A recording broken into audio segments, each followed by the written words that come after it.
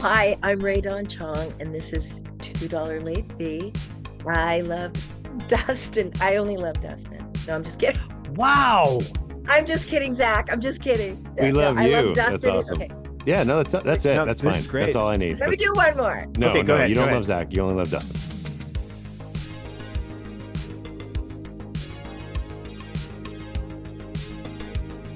I have dogs, and my dogs are very spoiled. Well, we love that. What size? yeah. Big? One's 100 pounds, one's 55, and they're pit bulls. You have I think 100-pound pit bull. Wow. I do. His name is Amazing. August. I know. It's like he just wouldn't stop growing. Oh, We okay. So we you got him we at like got 5 pounds. him. We got him, and the rescue said, "You do realize how big he's gonna get?" Because he had really big paddles for his hands or his paws, and I just looked down at it. He was so cute, But there were two things he did. It was a giant litter of 10. They were called the space puppies, and when we walked out of our car, when we got out of the car and walked towards the litter, the entire litter growled like a Oh, group growl. yeah. Uh-huh. And now we've studied what it is. We've been studying dog training and everything. So now we know that's not necessarily a good sign because it means they're aggressive and confident. Mm-hmm. That was the first thing. And the second thing was he had huge paws. So now if we were to do it again, we would watch for certain signs. I mean, we love him and wouldn't change him for the world, but it's like I feel like I own a dragon. Like when I walk him sometimes, like I know he's just made an agreement to be with me because the reality is there is no way I can hold him back. You know what I mean? Like so, and my neighbors unfortunately know that, so they kind of are really afraid of him, but he's not aggressive, thank God, to people or dogs, but he will mess up a squirrel. Yeah, yeah. That's all Well, it that's takes. understandable. That's Like all it takes. squirrels we have both of us are dog lovers. Actually, Dustin, in fact, is the voice of the Cesar Millan show. Fun. So we have a deep connection with the canine species. We love them. And Yeah, I've always had it. My first nanny, the first creature to ever take care of me, I was 2, was a big German Shepherd named Tasha. Love wow. that. My dad and my mom were not that focused or attentive, so I had this huge German Shepherd. So all my early baby pictures, I've got a handful of her fur, and I'm leaning into her. Oh my That's so And gosh. sweet. every shot of me as a That's so little sweet. is with this giant dog. And I have memory of her growling and organizing me and sorting, like she was my nanny. Wow. And your protector, you know? Yeah, they're really smart and they know what to do. And I never was afraid. And I have to say, and I'm very adventurous. And I think it's because, I grew up being unsupervised with this creature. So yeah. Did you feel like I've learned when I was a kid, I always used to hug dogs, and I realized they don't like to be hugged, and all these Yeah, things that yeah, I'm no. learning now. Yeah, yeah. No, I always this is the way I'm the same way with young kids. Like, first of all, I think as a group of people, we have it backwards. I think we should be sad when kids are born and really happy when we pass away. Because if you think about, I believe in reincarnation. So the idea of being stuck in a body that doesn't function must be so hard Yeah. because you have a little bit of memory, I think. I think you begin to really lose past life memory at around 3. So prior to that, you have an adult stuck in a toddler body. Yeah. So whenever I see a baby, I never look at them like, oh, like they're like some sort of dumb, stupid. I always look at them like, dude, I am so sorry for you. You're stuck in this body and you're frustrated because these are strangers taking care of you and Yeah. they're missing the boat. Yeah. Right. And you know what? When you do that, you'll see the kids look at you like, it gets it. Right. Right. It's a level. I know what you're speaking to a little bit. This Yeah. I was an educator for 15 years. I taught kindergarten, and there was I talked to the kids differently than many of my peers did because I just didn't want to talk down to them or make them feel less No. than. you know? No. Or, you know, when a kid says something and everybody, not everybody, but the typical response is like they laugh. If a kid says something, they make a mistake, right? If they're, and I always would say to the parents, don't laugh when your kid says something that, No. because to them, they're not No. intending to make that mistake or No. And joke. in fact, I remember the first time I met Tommy Chong, because I never met well, here's the deal. I was Hmm. a little bit over a year and I fell downstairs and I was laying on my back crying. And this young guy leans over my face and laughed. And that was the first time I met my dad. Wow. And my first thought was, what an asshole. And I'm not Yeah. joking. Yeah, no, And I we've know you're had not. Yes, you didn't even know that word, but you knew that I intention. remember looking up thinking, what? Yeah. Right. And it was how I met him. That was the first time I saw him physically. That's deep. I mean, Yeah, that's deep. it It is. is.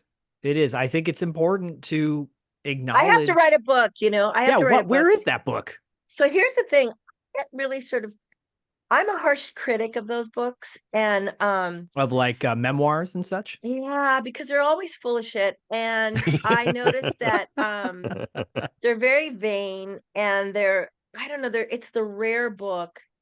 I think one of the few books that I've really admired was Mia Farrow. Mm, Her her memoir was I thought so clean because she had every reason to be blamey and creeped out by Woody. And right. instead, I really thought her book was done so smartly and it was really crisp and not, she just said what her experience was without all the schmear, Right. emotional schmear. And I kind of that's my goal, is to be able to clearly write about my experiences without being too, I don't know, without having to bolster myself up beyond what I deserve, if that makes any sense. Yes. Yeah. Now, here's the thing, because I've had such a full, colorful life, and it has all these political issues, because being a woman of color, being from a broken family, being the daughter of a counterculture icon, being in this business during the 60s, well, during the 70s, it's just a nightmare in a way. Without it, if I were to tell the story, I'd have to, I mean, I do want to tell the story, and I've been writing it, but it has to be, I feel like, really clean and really smart, because I want someone to get something good from the book and walk away, like especially young women of color. I would like them to be empowered. Yeah. And I've done a lot of therapy and a lot of spiritual work. So I don't want it to be like a bogus bullshit Oprah thing where she's like, because I don't believe anything she's ever said. And I think everything about her is a lie. I think her whole origin story is fake. And I know I've been tough on her, and I love that people are attacking her, because I feel like, dude, join the fucking club. Like, this bitch is so fake Where you and been? everything about her is a lie. And it's sad because the Black community, particularly, we're so vulnerable and we have so few icons that we can really trust. I mean, the one that I know is, I think there's two that are really bona fide, is like Toni Morrison, 'cause she's walked the talk, lived the life. And then there's Bell Hooks, who was actually she was quite critical about me when I was in my career peak. And I now realize that she was right, because I didn't really embrace my Blackness. And that didn't happen until I was in my like mid 30s. But it's mainly because I'm Canadian. And when you're Canadian, you're sort of stuck in the great white north, and nobody talks about anything, Right. and nobody really relates to the roots of the Blackness of us, Mm, because there's so much pain around it. And if you think about what a person of color is, particularly an older Black person, they grow up in the church and they grow up really not discussing things because it's unsavory. Right. So when you grow up like me, which is, I'm sort of a freak of nature in that I have like truth Tourette's. I will just tell the I love truth. that. And so, I mean, not to disparage people who have the actual Tourette's, but people get No. offended by me. I offend people constantly, and I don't mean to, and I try not to TMI. But look, you see already I've said way too much. No, you But haven't. I mean, it's all good. I can't, I am one of those people that I can barely tolerate being in a place that's all small talky. Like, I almost feel like, in a way, maybe I'm partly autistic or something, because I can't stand it when people are just like talking about nothing. Right. Yeah. Yeah. Like, tell me who you are. I don't want to know how much you make. I want to know like what's your biggest fear? That's tough though, wouldn't you say, in the business that you're in with the entertainment industry? Well, it's tough in the Black community because nobody's allowed to bring up dirty laundry because it's considered taboo. We Yeah. just have to be bullshit. We have to all pretend that we think that Denzel never cheated on Paulette. We have to, and we have Right. to never talk about that, or that Spike Lee's never cheated on people. I mean, all of those, everybody's human. So everybody's done stuff, but Right. nobody talks about it because, in our community, there's so few heroes, but it's like, here, you're allowed to be critical. Wouldn't you say now Anyway. though that Like I've would said you already 5 things that could be like you guys can that TMZ could jump on. no, but I mean, I'm just gonna tell you the Friday news dump. I learned this. would you say though that I don't know, Fuck you, TMZ. Fuck you, TMZ. I'm just gonna say it. right, please do. Please do. So it's really tricky. I have a young son and we're constantly talking about nostalgic things from our past as we do. And I tend to be a little oversharing sometimes with my content, things that have happened to me as a child, whereas maybe I could have edited it so it wasn't so scary, but I'm like, here's the truth, right? It is what it But it's is. important for your kids to know that you fail, or that Totally. you've had shame, or that Yes. you've been abused. Because how does a kid get a chance to be human? Right. Yeah.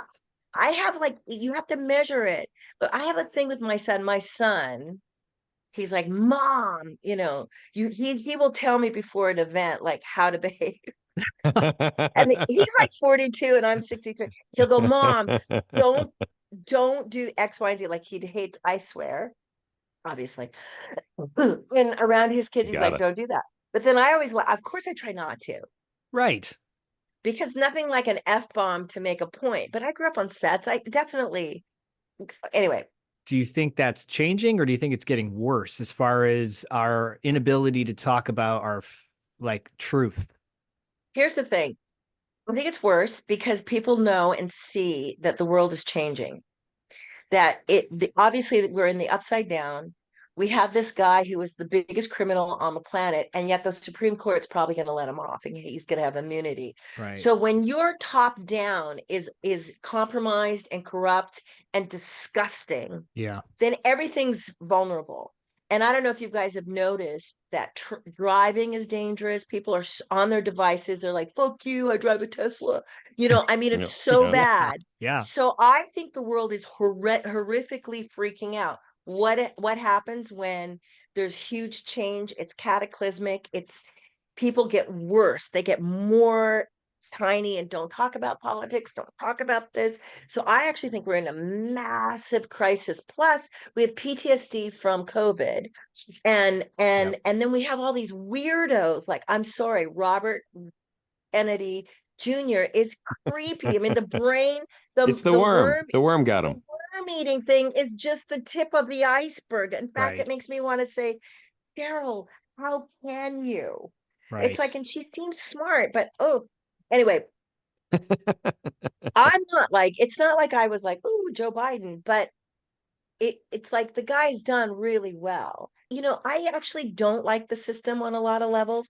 I feel like we need reparations. I feel like there should be a national holiday for all the housekeepers of the world who have raised all these kids in America. I feel like there should be statues, and I feel like we should take down all the bullshit of slavery. I think that it should be illegal to be a Nazi in this country. Yeah. I Yeah. feel like there's some things that we really need to adopt. I feel like I think billionaires should be taxed. I think the social safety net should be stronger. We should have free medical. I mean, I think there's so many things that America could do, and it's still not socialist. It's just better. Right. But because racism is it undergirds all of the decision making. All this white supremacy has made America literally retarded. Yeah. Yeah. And because of that, everybody suffers. Right. So I think it's worse. I think that if anything, everybody needs a giant hug and a good ear to listen to their concerns. I mean, if I hear one more girlfriend call me and they're in financial crises, they're in emotional crises, they're not sure where they're going to live. I mean, insecurity is so hardcore right now. Yeah. Yeah. And so what are you going to do? I just think we need solutions. I think we need to be gentle. I think that I actually have to say, I'm sorry to say it's going to get worse. Yeah. So if you've got young kids, I say you can't lie to them. Like for instance, plastic should be illegal. Right. Mm. All plastic. Right. It's a toxin that is actually killing us. But is it? Nope. Because it's the Koch brothers. It's oil, Right. Right. So there's that. I think lawns should be illegal. I mean, I think we Lawns. should, I'm because totally they don't. subscribing to You're everything you're throwing out here. Yeah. And in fact, I think we should just have you back every week for RDC's corner, and you can just tell us what's on your mind, because I I love this.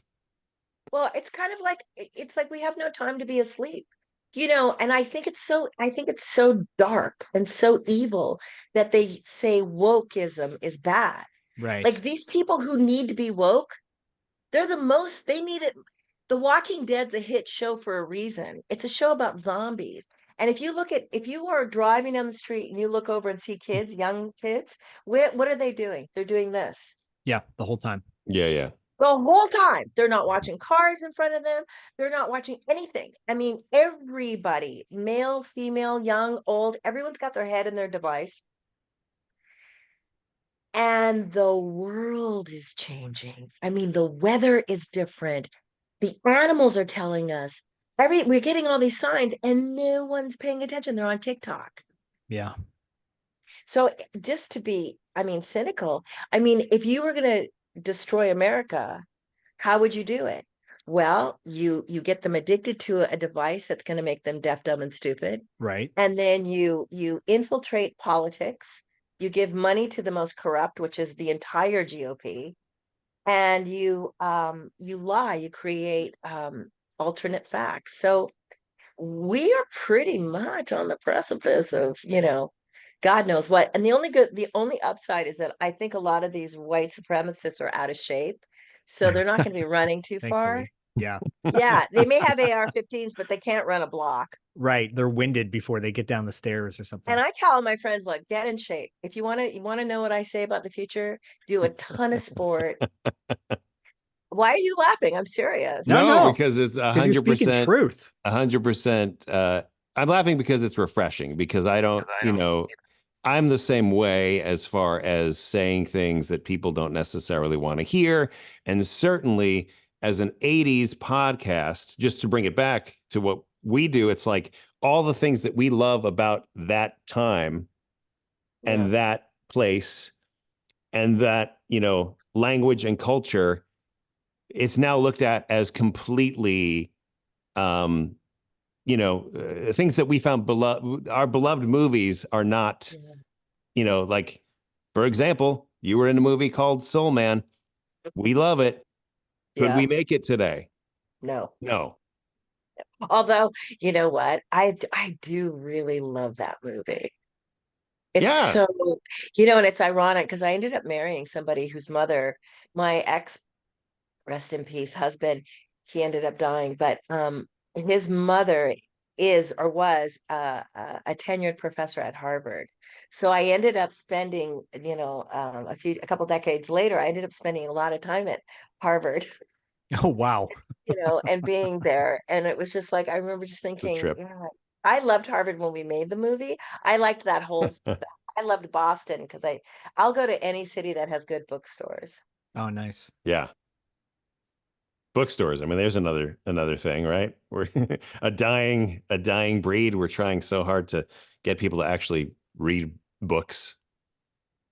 I listen to books now because I have a little bit of ADD. And I think it's because of my device. So I try to like limit my device time because I think that it eats the part of the brain, like the worm. Like the Robert. one. I think it destroys the part of the brain in terms of like being able to sustain one. Like reading takes a lot of concentration, and It I think does, that yeah. when you're on your device too much, I think that it actually hurts that part of the brain as far as being able to sustain something. And I notice, I'm a little bit. I feel like I have to keep going and changing, to do stuff. And so I go, So I listen to Audible because I do a lot of driving. I have a truck, I have an RV, so I'll drive anywhere, and I love Audible because I can just click into a fabulous book and then just get all this information as I'm Absolutely. driving. It's just heaven. What are you currently listening to? I have a bunch of books on the go. I'm listening to Outlier by Peter Attia. Yes, I read that. Outlive, Yes, Outlive. and And then I'm Malcolm also Gladwell. reading, yeah, he's really smart. And I also am listening to The Goddess, the Glucose Goddess, her book, her new book. And then I just finished The Covenant of Water. And I also finished a book by Katie Bauer. I can't remember what it was called. I have a Spare too. I've been listening to a little bit of Spare, but I sort of get bored of it because it's like I don't really care. But I love Meghan Markle, don't get me wrong, and I love the Sussex. I'm team Sussex, but I love it. I am. I think she's amazing and I think he's gorgeous. And it's just I'm so happy for them. I like info. And so I'm listening about how to keep your money, how to be smart about stuff. What is the new one? How to be smart about stuff. I Yeah, like that. how to be happy. There's a book on happiness that I by Dr. Amen that I downloaded. I haven't looked at it yet. Oh, and my friend A Beautiful Life by Rochelle Unrich, which is about her mother who survived the Holocaust. So it's because I feel culturally Jewish. I was raised by a Jewish family, the Bergmans, and I love all things of that tribe. Yeah. So I'm in a lot of pain over what's going on. Yeah. Yeah. And I really hate Bibi Netanyahu. I think he's, Trump light, and Right. he's just a vile piece of shit. It's a multi-layered, complex subject. We have a good friend, Esty Chandler, who is a friend of the I know show. Esty. I Yeah, know she's Esty. she's a good friend of ours.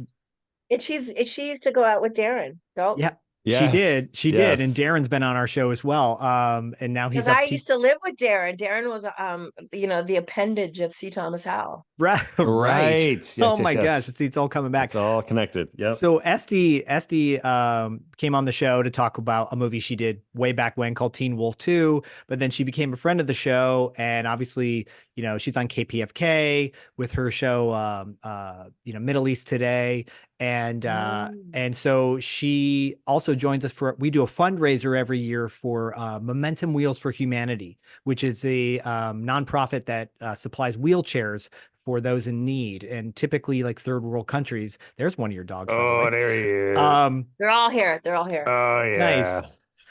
I want to roll it back a little bit because you and I specifically had been on an email journey for the past like 2 years. Dustin and I interviewed Luca Bercovici back I love Luca. 2 years ago when we were talking about American Flyers, and kind of I started planting the seed to get you on our show. And it is a pleasure to have you on with us and talk about Thank you. everything. But I do want to You know dial it what I'm back. doing? Can I tell you what I'm Please. learning right now? Please. So I decided, first of all, a couple things. I'm sort of tired of looking at my face as a geezer on screen.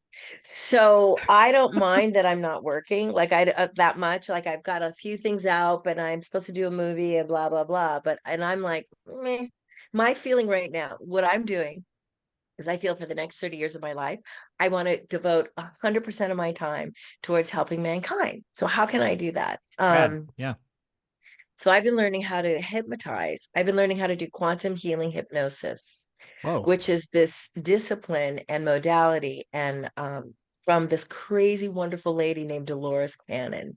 So I'm taking the course online to become certified.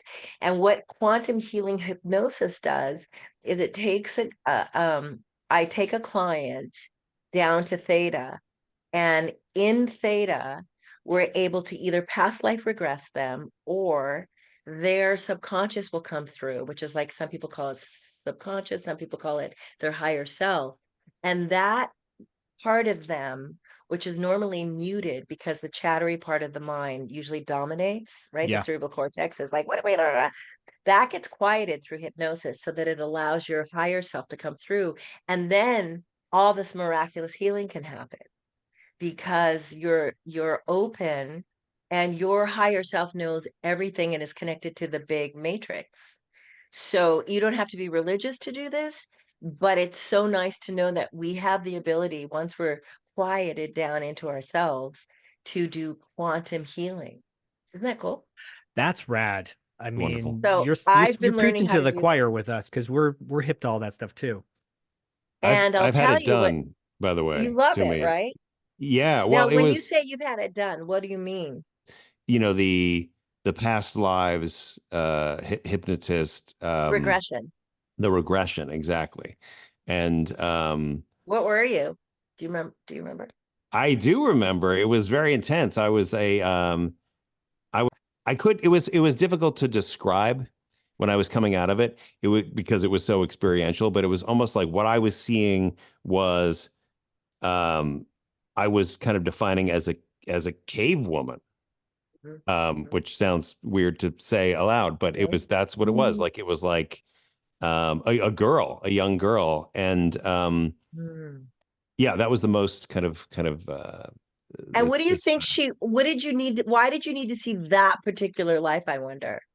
Did you I feel compassion towards her? Did you feel yeah, always. I mean, I think it was more like because there was this whole I was experiencing a lot of panic at that time in my life. And so it was kind of like, great? where is it You were originating? having anxiety? Yeah.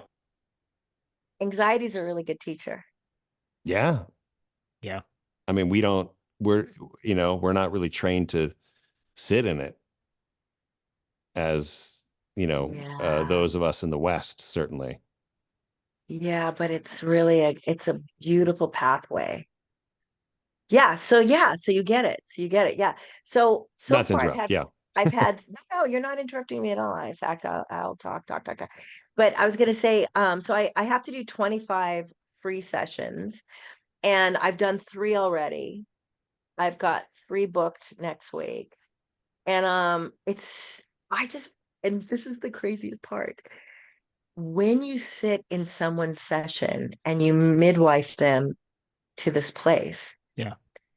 whatever it is that is the boss of the matrix, you can call it what you want. It begins to work on you. Like Mm, as a witness, I get to sit here and watch people discover things that they never knew they needed to see.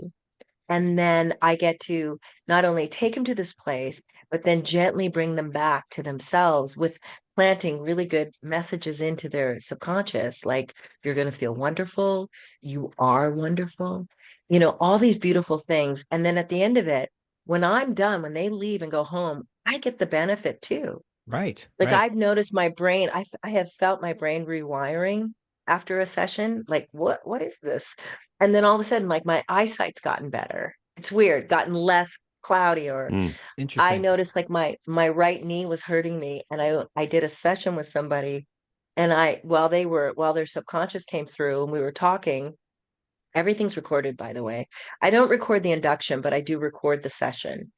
Do you My do knee them in stopped. person or on I Zoom? have to do them in person because couple things. You don't want to get induce someone into a state and then not be able to protect them. Yeah. Right. So if you're not in the same room, you can't protect them. And it's important when you do any of this work that you have a closing ceremony. You have a protection ceremony too. In the beginning, you teach them something that will protect their journey. And I really believe there is an evil, but there is distorted good. So people who do bad, bad, bad, horrible things have Right. taken the force of good and twisted it into their whatever it is that is their king, Right. whether they're Hmm. murderers or whatever. Oof. But so I don't believe there's an alternate, but I do think there is distortion. So you want to protect people, so you teach them a thing, and then on the way out of this state, I also do the same thing with them. That's So yeah. you have to be in person. You can't do that over Zoom. That's beautiful. My wife recently got into Akashic record reading, and but well, actually during the pandemic, and has been practicing ever since. And what you're speaking to on many levels, I guess my point is, my wife actually might listen to our podcast because having you as a guest on our show, you're speaking her love language right now. Yeah, well, everybody has a recorder. Everything you do is recorded. Thank God. Could you imagine? Like everyone says, "Oh, Trump's going to get away with it." And let me tell you something. No, he isn't. He may not in our lifetime be able, we may not get satisfied or get our Right. nut with what Right. we think he deserves, but everything that is done by everyone is embedded and recorded. Exactly. So I don't know if you've ever had near-death experiences. Yeah, Have you? I have. Yeah. Um, So you have you? not exactly, but Well, when you get close, there's these people, there's things, there's these beings that are there, and they're like, hey, it's almost like it's like that. You know who did it the best was Albert Brooks. There's somebody with Oh, a and fucking defending your life. clipboard. defending your Yeah. life. Yeah, Yeah. that has a clipboard. I'm telling you. So you know, and they're like, hey, are you coming? Mine Oh, was too let's go. young. Mine was too young to for me to recall a lot of it, but you know, just in that sense of when you've gone to those places, it's It's impactful. busy. Everybody's like, what?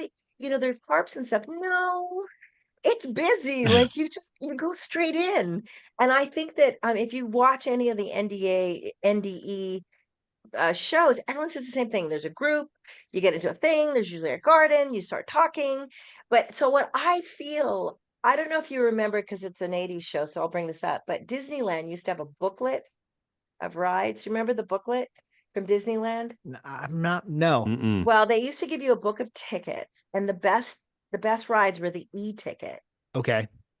And it was always like 2 in your booklet versus 5 for like It's a Small World. Right. Right. And when you were I little, like you'd that go, ride.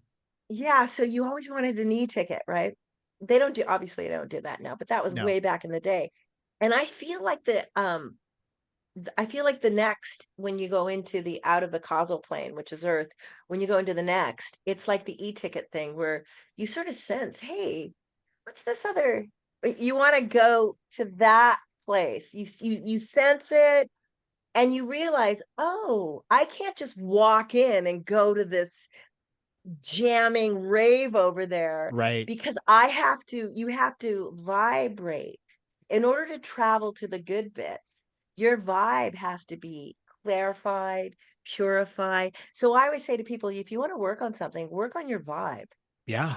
Mm. Yeah. That's great. I Like love that. raise your vibe. If you want to have better anything, raise your vibration. That's amazing. Yeah. I love that. I want to dial back really quick to you. I mentioned Luca Bercovici and your face kind of lit up because you're like, oh, he's a friend of mine. Oh, I love that guy. Luca. Can you talk a bit about American Flyers and your Yeah, it experience was on that? fun. Yeah. I just actually ran into Robert Townsend, and it was one of those moments Huh. where I just loved seeing him. And we talked about it. We were at a Bobby Wine party at Lily Zanuck's house, and hadn't seen Robert in decades, and he looks the same. He hasn't aged That's an awesome. inch. And we were just talking about, the joy we had on that show. That show was so fun because we were all over the United States, and it was Right. nice to do a movie outside. I don't know. I'm like one of those. I would do well as a gardener. Like I like being in the elements. Yeah. Yeah. I play tennis. I do a martial art, and I walk my dogs 80 times a day if I can. I like outside. I'm feral. That's great. And we were talking about filming that, and that was one of the joys of that movie. We were in the middle, we were outside all the time. It was just one of the most beautiful gigs you could ever get. There's something about, we've covered that movie on our show. We've talked extensively about how much we love it, down to the soundtrack and just how Yeah. important it is in the sports movie genre, but also like there's, in my opinion, there's really nothing quite like it. And I love the connection. Well, Breaking Away was really good, and it was Yeah, also the first one, and it was also a little bit, I think, in some ways better than our Yeah. movie. But Like this is why Breaking Away is better than American Pie. yeah, you could go down the list and is say that that. bad of me? No, it's fine because Breaking Away is a classic as No. well. But the relationship that you and Luca have in the film obviously is tense. But Yeah. we talked about how Luca's not necessarily a bad guy. He just made No, some no, bad choices. no, yeah. And then I did my 8-second wheel change, which is so badass. Right. It Ah, is. yes. I was just driving the other day, and this guy went by on a bike, and he looked at me, and I had my dogs. Unfortunately, they don't let anyone get near me. And he just had to back up. He's like, I love American Flyer. Was Oh, it you, right? I said, That's awesome. that's yeah. It was, awesome. yeah, yeah. There's It something was special. Yeah. Go ahead. go ahead. No. No, it holds a special place in our heart. And there is something interesting about it because yeah, your scene in particular, it's great when you change that tire because you're showing off your It's badassery. Yeah, and it's one cut, so people can tell it's not a phony.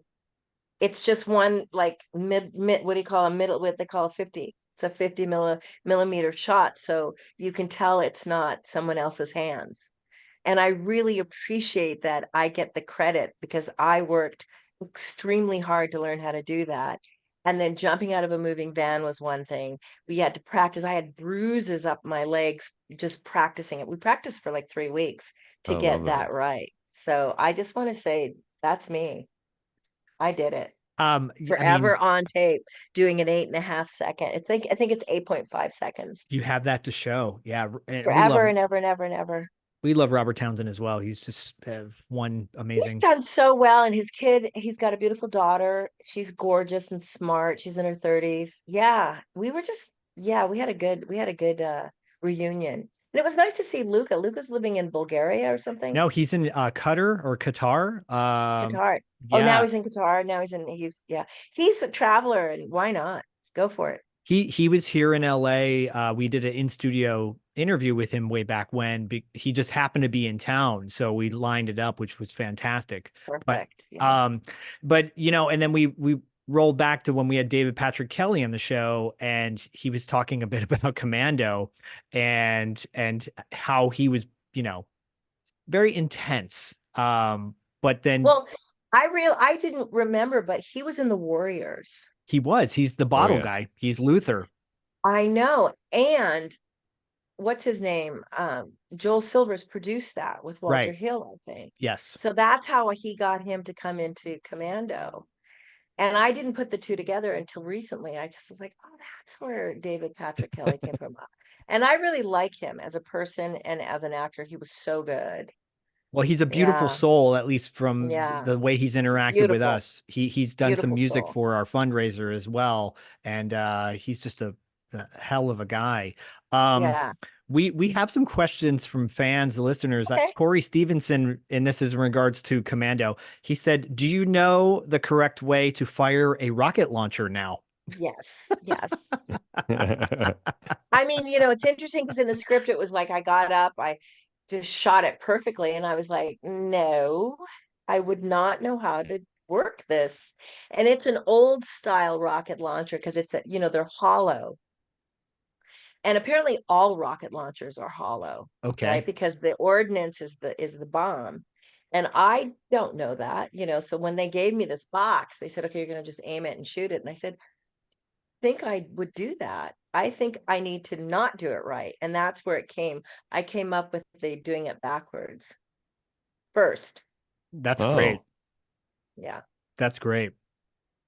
Yeah. that's fantastic. Yeah. Wait, I want to say one more thing about American Flyers. Wait, Please do. before you go on, I just want to give props to Alexander Paul Yeah. because I wish that I had um listened to her and followed her more because she would get up at 7 in the morning and swim an hour before, or not 7, she'd get up at like 4:35 and swim the pool before we would shoot. And I had a young son, there was no way I was doing that. Right. Like I need my sleep. Your time is precious. Well, but she was so into the physical thing, and even to this day, like we went somewhere, I think it was like we got this award for being cool in Vegas like 7 years ago or something. And there she was again. I can't stay. She's like, I got to go home. I got to go to bed. I got to go to bed. And we were in Vegas. Not that we were partying.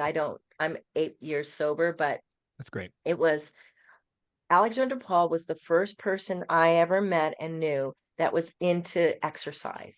Mm. And I wish I had followed her because I wouldn't have had to go through decades of being a fat chunk. I would have been so much fun if I had taken a little bit of her aesthetic, but she physically and emotionally had to do it just to keep her sanity. Right. And then of course she was on Baywatch, which you had to be really fit. But I remember just thinking, she's insane. Like she would do stuff like that, like work out like crazy. And I was like, what? Now I'm like, she was so ahead of the curve. And Right. even today, she's like, her sleep hygiene is flawless. That's I mean, awesome. now I'm like, this morning I got 93. I'm one of those weird dorks that like measures my sleep, and yeah. And so she's like into it. And now I'm that dork that'll go to a party and it's like, what time is it? Oh, I gotta go. I gotta How can sleep. you increase your score? When Does you it give say you 93, tips did you to? say you got sleep from 9 to 3 or No, 93 score for my Oh, a sleep last 93 night. score. It's Okay. out of Out of 100 and I 100. got 93. And Congrats. so I haven't ever gotten 100 and I'm trying for it. You wear a Fitbit or something Yeah. that'll measure your score. And yeah, I try so hard to get perfect sleep.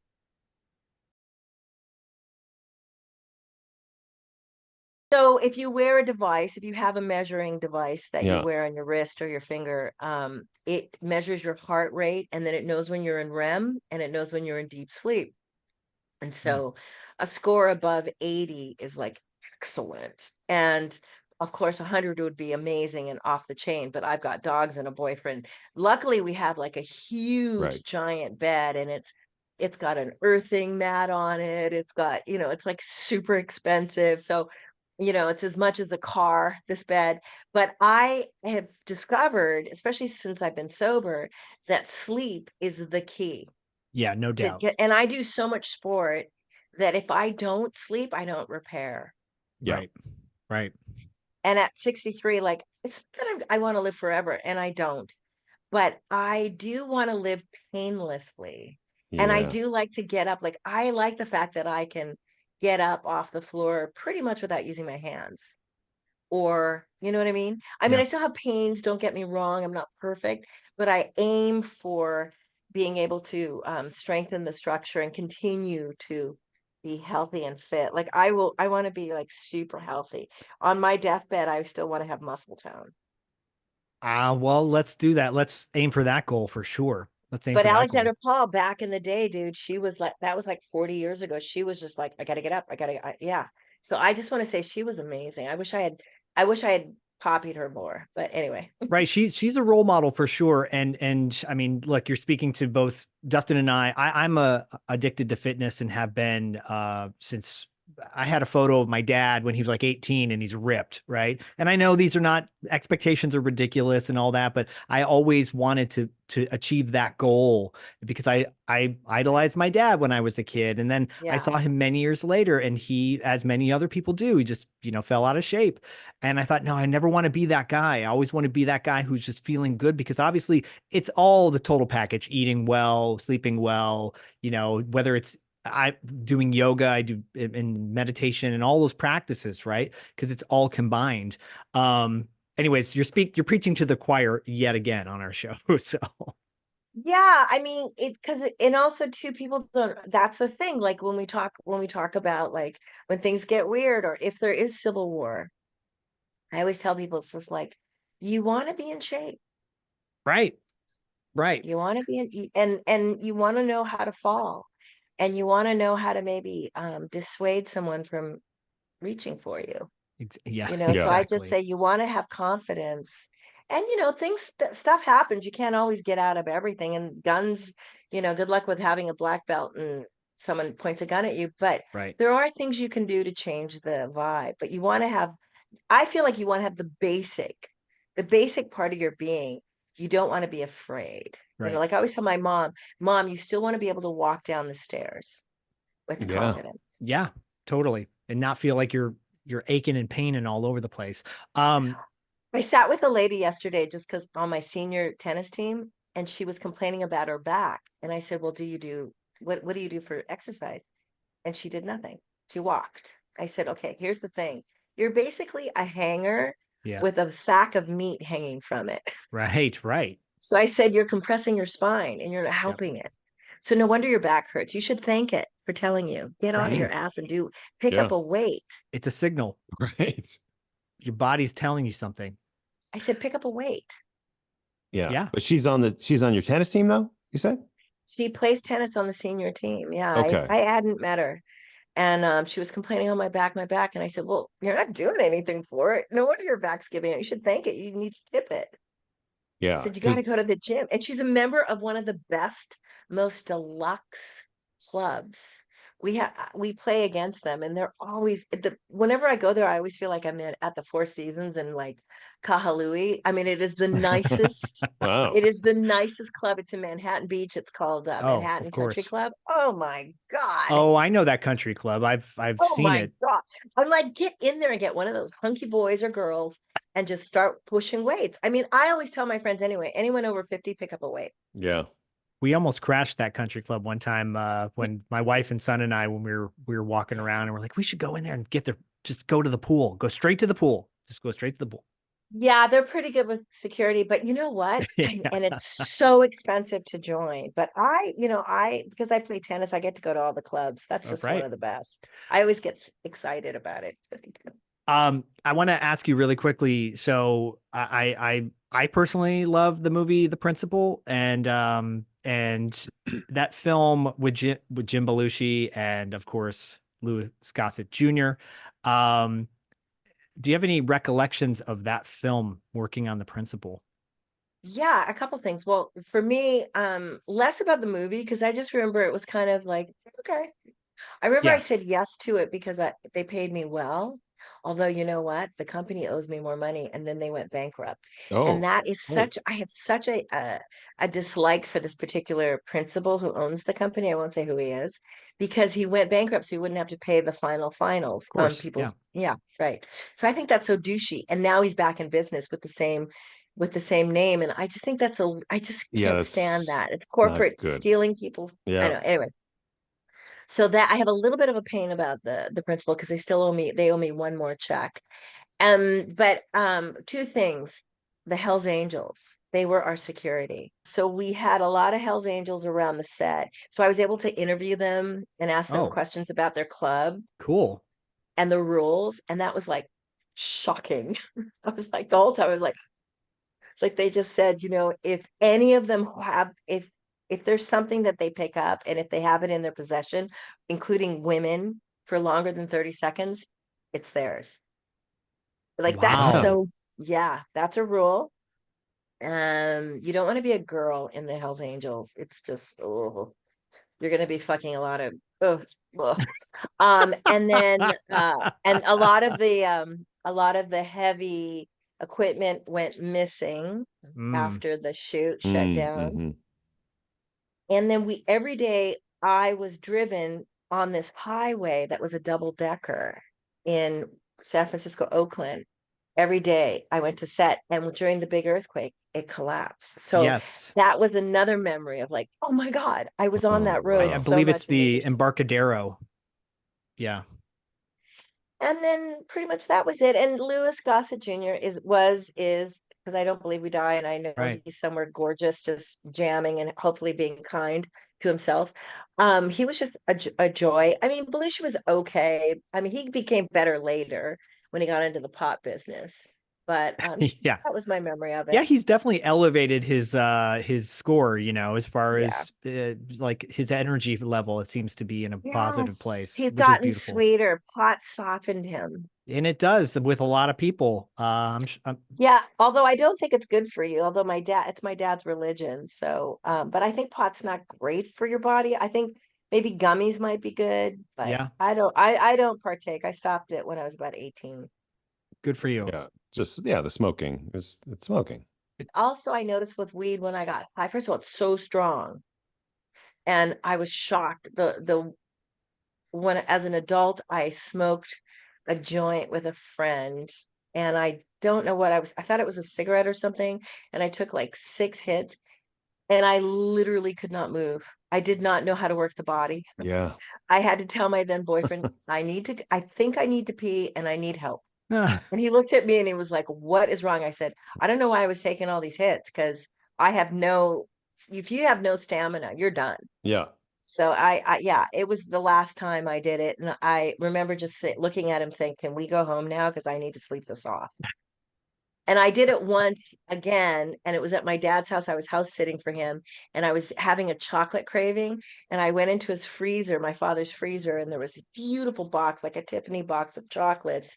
So I just took a couple of them, and then I read the box after I had ingested the Oh chocolate. no. And it was like super strong. And so I just went to bed. Oh, yeah. You Yeah. never eat candy at Tommy Chong's house. I had an experience where I ate the wrong gummy because we had ones that were more that had like 0.0% THC, right? It was more Right. and CBD got rid of my tennis elbow. I had severe tennis elbow. Started taking CBD gummies and it went away pretty quickly. But I took a gummy that had like maybe 0.1%, and I'm a lightweight, and my son was napping, and then he got up from his nap and I was totally high. And Yeah. and he's like, "Daddy, are you okay?" I go, "Yeah." He goes, "Because you're just staring at me." I go, "Yeah, I am. Oh, I am. Am I staring too much? Oh my gosh." And it's like this inner monologue, you know? And I'm like, "Oh my God, what's going on right now? Why am I freaking out?" So one and done. Horrible. So I No. just went to bed. I don't even know if I got high or not. I just thought, oh, I gotta just end this day. So I just went to bed. Yeah, It was I wish I could have 5:30 in the afternoon. I was like, I'm in. I'm out. done. Yeah. Rae, I feel like, oh my gosh, we have this often on our show, but I feel like we could continue for another hour, but we have to sort of wrap I up. know we have to start our day. And of course, yeah. Okay. So wait, But I didn't even answer any of your questions. I no, just yacked. you know Sorry. You what did. though? You did. You You did. did. And you did in the most beautiful way, because your presence and just conversation with us is what matters. It's not talking about necessarily being on set or doing all these other things. It's you as a person that we want to get to know. And Well, just dynamically, to we're tell you, appreciative. I have a feeling about my career. I loved my career. I had a really good time. I have a good time, but I never talk about it I never do. Like I rarely reminisce, and not to be in any disrespect. And I love my fan base. I love everybody who loves me. Thank you. Thank you. I love you. I love you. I love you.